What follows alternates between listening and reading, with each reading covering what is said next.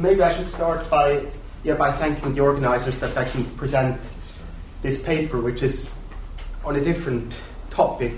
But I mean, there isn't a better audience for me than this. It's kind of an ethics topic that comes from economics, which is particularly relevant for climate change. So the topic is the risk-uncertainty distinction, where people say, well, risk is the case where we have probabilities, uncertainty is the case where we don't have probabilities.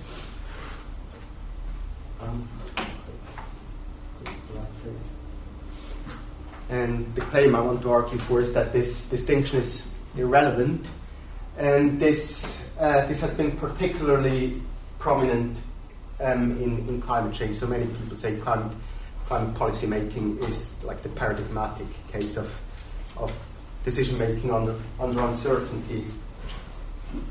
So when I say that it's irrelevant, what I mean, the distinction is irrelevant for devising decision principles. So we're interested in policy making decisions, and we have to have principles for that, and people say we need different principles depending on whether we're in a context of uncertainty or in a context of risk, and I say no. So some have made similar claims, but I haven't been quite satisfied, so I gave it my own try to argue against this distinction. And some people, I think they might think it's theoretical nitpicking. So, but I think it's practically quite relevant. The idea is quite common that there is this difference and that we should use different decision principles. Also, it comes under different, related ideas are, yes, there are the knowns or the unknowns knowns and the unknowns unknowns, etc. And we need different decisions depending on that. That's quite related to, it's a different case, but a related case to that. And I think it can actually lead to misguided policy advice when we think there are these cases of uncertainty where we need different decision principles and don't rely on probabilities. So there is quite some history to this distinction. Often what I call here uncertainty is called Knightian uncertainty, and I'm not a historian of economics, but it was interesting when I started reading up, I realized, well, Knight actually didn't propose the distinction we're today making. So he believed that even in the context of what he called uncertainty, we have probabilities, and that it's actually Keynes who was a bit closer to making that distinction. But even Keynes, he says, well, even in these contexts of uncertainty, we decide as if we had probabilities. So the history is less clear than we think. And even those who do make the distinction between risk and uncertainty in a very straightforward way, they use quite different wordings to make the point that we have probabilities or that we don't have probabilities. So Gregor Betsy says, well, risk, it's where probabilistic foreknowledge is available, and uncertainty where possibilistic foreknowledge is available. Some people say, yes, it's about subjective probabilities. Others say it's about objective probabilities. So people use quite different wordings. And what I also find interesting is when you look at the literature that quite some people think, it seems to me, that the distinction is quite taken for granted by significant parts of the literature. But it's not at all. One of the most important microeconomics textbooks discusses decision under risks under the chapter heading of uncertainty. Also, the IPCC has in the glossary risk and uncertainty, but it doesn't correspond to that distinction at all. So the distinction is made sometimes, but not at all always. And when it's made, people use quite different wordings to make the distinction. So I think that alone should yield one conclusion, which I hope, even if you completely disagree with what I'm about to say, is that those who say we should use different decision principles under risk and under uncertainty should be clearer about what they mean. We can mean very different things by it. So, and how I want to go about this, I want to say we could mean quite different things by having probabilities, and then show, depending on what we mean by it, what comes out about the relevance. So probability is a very difficult word. I think it's in the top league of confusing words in philosophy. Maybe responsibility beats it, but probability is quite difficult to as well. So when I looked at literature, I found these three broad boxes of how we could interpret the probability concept. And the first concept is physical probability. So and related concepts or different words for the very same concept are objective probability or aleatory probability. I don't know how to pronounce it. Chances. The basic idea of physical probabilities is, well, that's what's out there in the world. So a frequency or a propensity that's really out there in the world. That doesn't depend on what I think about it or what kind of evidence I have about it. That's a chance, or as I call it here, to have three notions with adjectives. That's why I call it physical probability. Then a completely different concept of probability is epistemic probability. And epistemic probability stands for the evidential support that some piece of evidence or some set of evidence gives for a certain hypothesis. And so that could be different for different people if we have different pieces of evidence. Though if you have the same evidence, then the epistemic probabilities for us should all be the same. So that's a relation between evidence and the hypothesis. And then the third notion of probability is subjective probabilities, or as it's another label in that kind of box is logical probability. I forgot to say that. So then, third notion, subjective probability, or degrees of belief, or credence, as it's often called. So that box really denotes how strongly do we believe. How strongly do we believe something? So my subjective probability for a certain horse winning the race might be high or low. I'm just saying that's my degree of belief.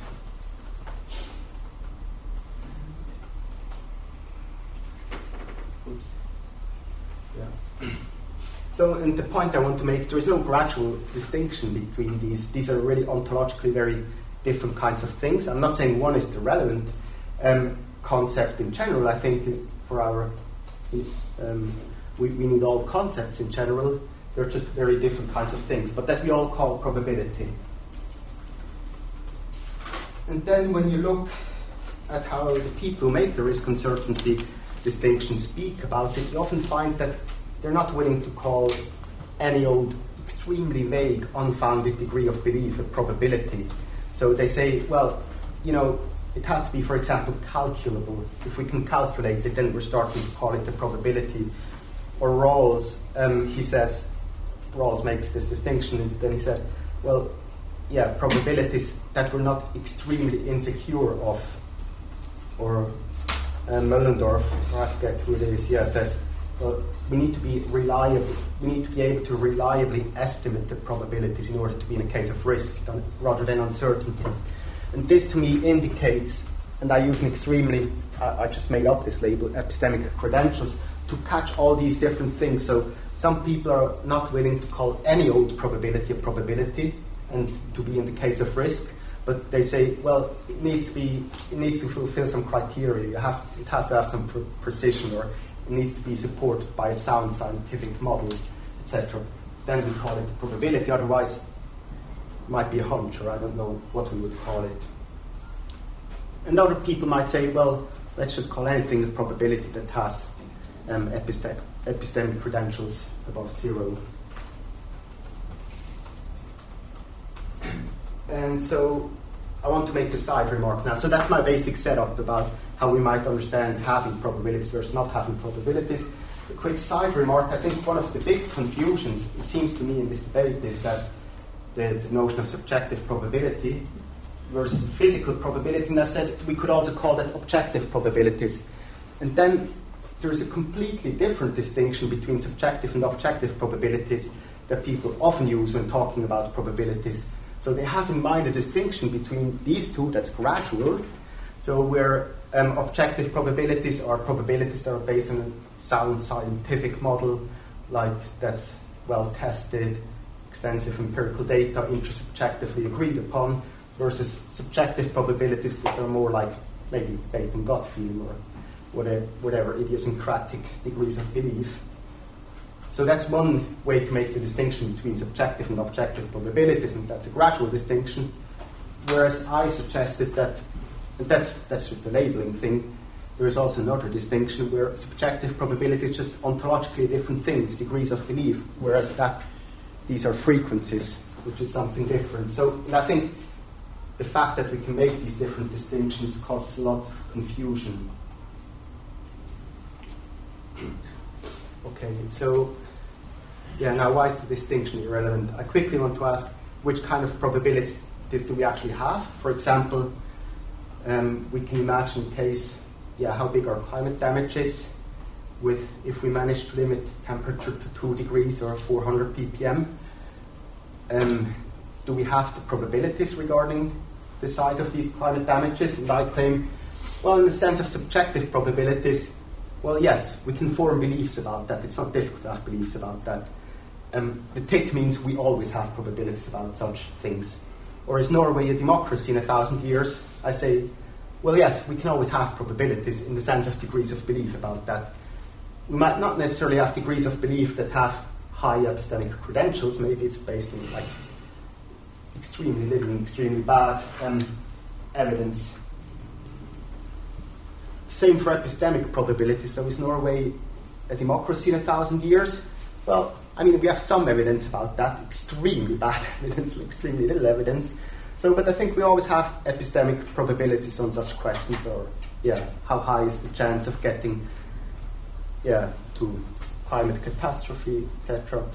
So obviously we don't always have epistemic probabilities with high epistemic credentials. And then, at the very least, for the sake of the argument, I'll grant that there are not always objective physical probabilities regarding these matters. So now the question, so my claim is we always have subjective and epistemic probabilities if we don't make any conditions on how good they have to be. Now I first want to look at if we assume this case that we're satisfied with basing our decisions on any kind of probabilities regardless how high their epistemic credentials. And then in the next step, I'll look at the second case. So the general claim of my talk is that the risk-uncertainty distinction is irrelevant. And why do I claim this? I claim this because I believe that subjective and epistemic probabilities are the relevant notions of probabilities, and we always have them. So in that case, in that sense, the distinction is irrelevant. So, why do I believe these two notions of probabilities are the relevant notions of probabilities? Well, I'm looking at decision-making principles, decision principles. So decision principles are here to yield action guidance. I'm looking for a subjective ought. What ought we to do? So in order to have action guidance, and by the way, this is the point of my paper where I'm by far the most unsure whether I'm saying something sensible. So we're looking for action guidance. In order to have action guidance, we need to base our decisions on the features of the options before us. And we need to base it on something that's available to us. Well, what is available to us? The real features of the options are not necessarily available to us, whereas our beliefs about the features of the options are always available to us. And we shouldn't base our decision on any old degree of belief, but on justified beliefs. What does it mean for degrees of beliefs to be justified? Well, it means that they correspond to the evidential support. I mean, that's a bit simplified epistemology, but generally that's the idea I have. So my idea is decision principles should take as inputs our degrees of belief, and these degrees of belief that should take as inputs should be based on the evidence. So these two notions of probability are the relevant notions of probability for decision principles, and we always have them, thus the distinction is irrelevant. Then a further point, why aren't physical probabilities the relevant notion of probability? And the way I would put this, and here I'm very uncertain whether I say something sensible, is, well, let's imagine a case. I have to choose